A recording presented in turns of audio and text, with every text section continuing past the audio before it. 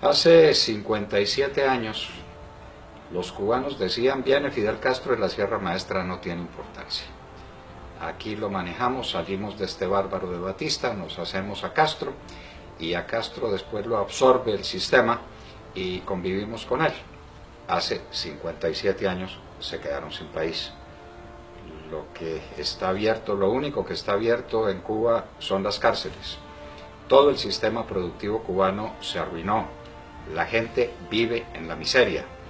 Y han vivido lo que han podido vivir de regalo de la Unión Soviética, que les dio las millonadas de dólares que no ha repartido los Estados Unidos en toda América Latina, y han vivido últimamente de los regalos que les da el chavismo y el madurismo, es decir, han vivido de regalo, han sobrevivido de milagro. Ahora, cuando se les acaba el petróleo de Chávez y de Maduro, se preguntan: ¿y ahora de qué vivimos la mala vida que tenemos?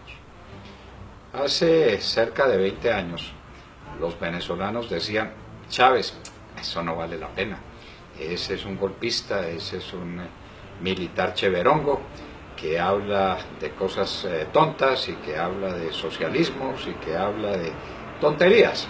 No vale la pena lo de Chávez, con tal de que salgamos de estos políticos corruptos, vámonos con Chávez. Perdieron el país y lo perdieron hasta el punto en que no tienen que comer. Los colombianos vivimos de espaldas a la realidad de que nuestros hermanos venezolanos no tienen que comer. El proyecto de inflación para este año es del 700%. Les acaban de subir el salario 50%.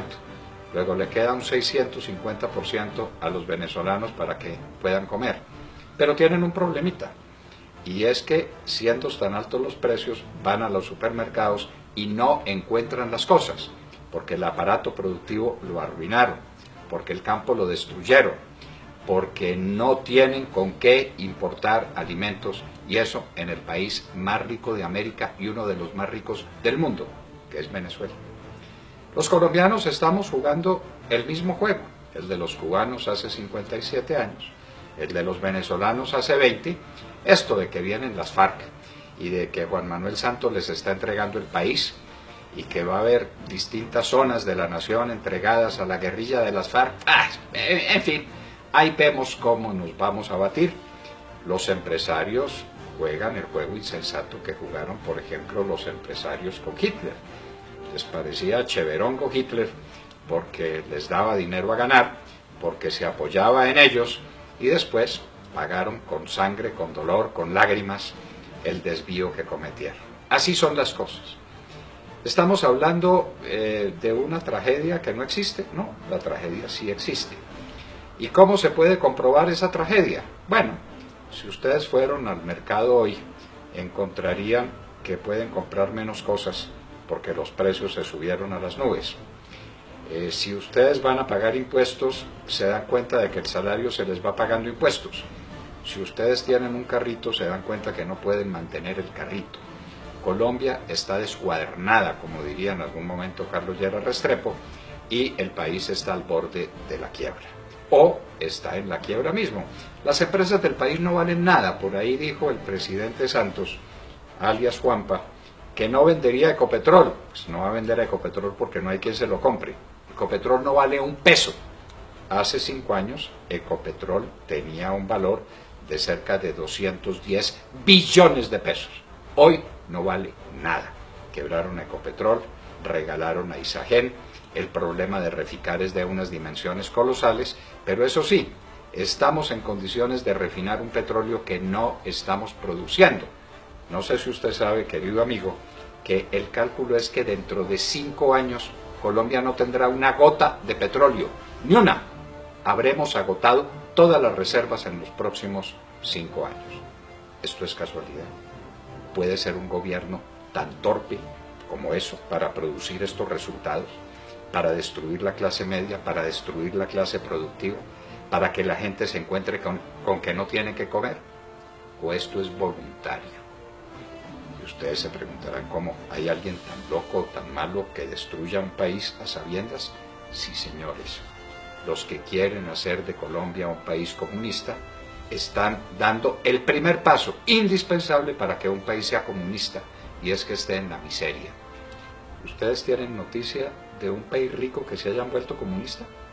¿Ustedes tienen noticia de un país próspero y de un país seguro en sí mismo que se haya dejado manejar por una banda de truanes y de canallas? Eso no existe. La primera condición para tomarse un país es pauperizarlo. La pauperización es un término que no me estoy inventando. Es un término completamente caro a los comunistas, que saben que solo pauperizando las naciones las pueden dominar. La gente en la pobreza se prende de cualquier cosa, y un Estado que les tire una migaja de pan les da lo suficiente para comer. En eso andan todavía algunos venezolanos, diciendo, somos Maduro, porque Maduro nos da unas migajas de pan. Eso es lo que está pasando. La ruina, la quiebra de Colombia no es una casualidad. De lo que se ve venir, tenemos un ejemplo muy claro con lo ocurrido en Conejo, La Guajira, municipio de Fonseca. El gobierno de Juanpa, con la plata de ustedes, queridos amigos, se trajo unos bandidos que estaban en La Habana en un jet charter privado. ¿Ustedes han montado alguna vez en un jet privado? Estoy seguro que no. Ellos sí, estos asesinos, estos canallas, estos secuestradores de niños, montan en jet charter costeado por ustedes. Pasaron una noche en Valledupar, pero no en un cambuche, por supuesto. Lo pasaron en el Hotel Sonesta, por cuenta de ustedes. Al día siguiente, los esperaba un helicóptero, pagado por ustedes, que los llevó a Conejo, en La Guajira. Y oh sorpresa, a La Guajira llegan, no se sabe la cifra exacta, 200, 300, 500 guerrilleros, armados hasta los dientes, con cananas llenas de balas, con fusiles de última generación. Los fusiles malitos que tenían eran los Galil, robados a soldados asesinados por ellos. No hay otra forma posible de que un guerrillero tenga un Galil sino sobre la base de un soldado muerto. Muy bien, 200, 300 o 500. ¿Cómo se movilizan?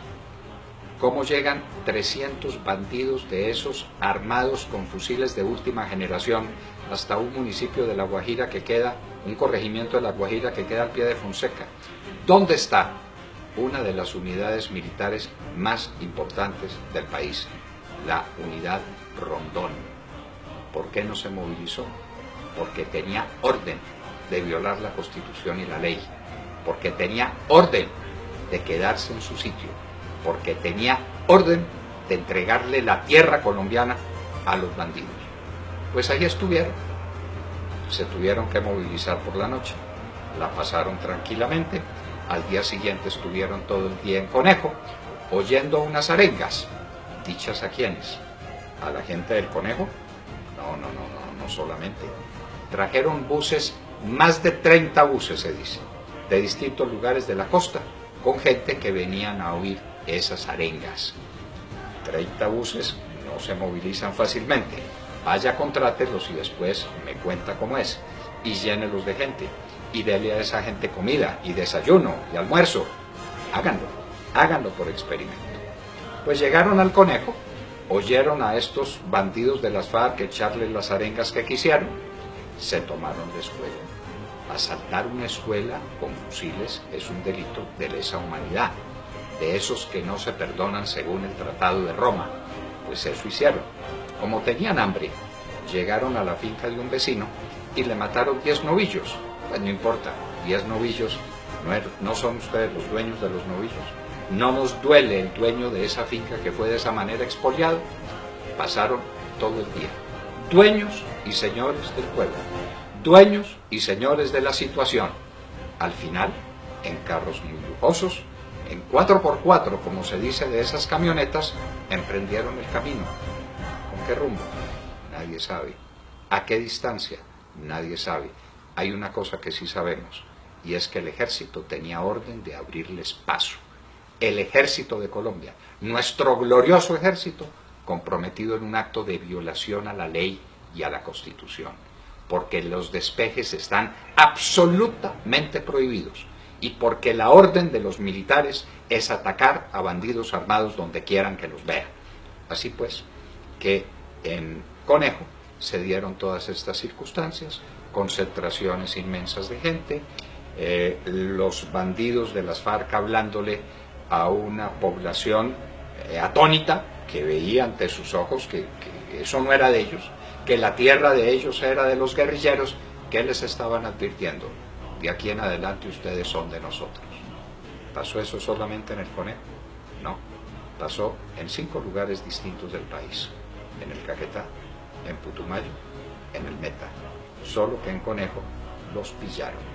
Y una vez que los pillaron, salió Juanpa Santos, el presidente, que tenemos por desgracia, a decir: las FARC abusaron de nuestra credulidad. ¿Sí? ¿Quién los trajo en jet? ¿Sí? ¿Quién los albergó en un hotel de 5 estrellas? ¿Sí? ¿Quién se los llevó en helicóptero? ¿Sí? ¿Quién los tuvo días perdidos sin que nadie sepa dónde más estuvieron? ¿Dónde más cometieron atropellos? ¿Dónde más se comunicaron con grupos armados para lo que se viene, que es el dominio total del territorio nacional? De La Habana va a salir un acuerdo, dice, una convención, donde les van a entregar un número de territorios que nadie sabe cuánto es. A juzgar por los que van a venir a verificar el proceso, son por lo menos 18 lugares del país. No son 18 conejos, son mucho más grandes que esos 18 conejos. Nadie los quiere recibir. Ya dijeron los del Casanare que no los reciben. Ya los de Antioquia están en pie de lucha. ¿Quién quiere recibir a esos bandidos, a esos asesinos? Nadie. Santos está hablando de una guerra que no existe, cuando teníamos plena seguridad en los últimos días del gobierno de Uribe, y a lo largo prácticamente de los 8 años del gobierno de Uribe, nos están armando una guerra que calculan ellos que van a ganar, inclusive con la ayuda de nuestro ejército. Ellos calculan que nuestro ejército se va a unir a los bandidos. Lo que sigue, señores, es la esclavitud, la pobreza y el hambre. Ante estos acontecimientos dramáticos, ante estos hechos trágicos, el ciudadano del común, usted que me está viendo, me está oyendo, se pregunta: ¿yo qué puedo hacer? No puedo hacer nada. Sí podemos hacer. Si aquí se descubre que hay una fuerza nacional, si aquí se descubre que hay un país que no se quiere entregar, las cosas van a cambiar. La condición para que se instaure una tiranía es que hay un pueblo que se entrega sin luchar. ¿Y cómo la lucha? No los estamos invitando a actos heroicos ni a que tomen signos trágicos de la vida. Algo muy sencillo. El 2 de abril vamos a salir a marchar para decir que no estamos de acuerdo con el empobrecimiento del pueblo, con el manejo de la economía, con la carestía de la vida, con la quiebra de Ecopetrol, con la quiebra de Isagen, con la quiebra de Reficar, con los 4.000 millones de dólares que se robaron allá, con todos los acontecimientos que se están desarrollando que hacen que la vida de ustedes sea muy complicada. No se les olvide, los hijos de ustedes, los sobrinos de ustedes, los jóvenes, tienen una maleta lista para irse a cualquier parte. Prefieren irse a cualquier parte que quedarse en Colombia. ¿Qué podemos hacer? Les repito, darle a conocer a este gobierno y al mundo que no nos vamos a entregar. El 2 de abril habrá una marcha. Está convocada por el Centro Democrático, pero no es del Centro Democrático, no es de nadie. Realmente quienes invitan son esos anónimos colombianos que desde las redes sociales le dicen al otro: venga, caminemos. Caminemos porque no estamos de acuerdo. Caminemos porque no queremos vivir en una tiranía. Caminemos porque no queremos que los peores asesinos del continente en la historia, que son los miembros de las FARC, gobiernen a Colombia. Caminemos el 2 de abril. Es una oportunidad. Si algún día pasa lo que pasa, usted dirá orgulloso: al menos caminé el 2 de abril. Si usted no sale el 2 de abril a la calle, se dirá para usted mismo y para siempre y para sus hijos: tuve la cobardía de no salir el 2 de abril a caminar. Caminemos con alegría, caminemos con fe, pero digámosle al mundo que Colombia no es una tierra apta para los tiranos y que Colombia no será, como no ha querido nunca serlo, un país comunista.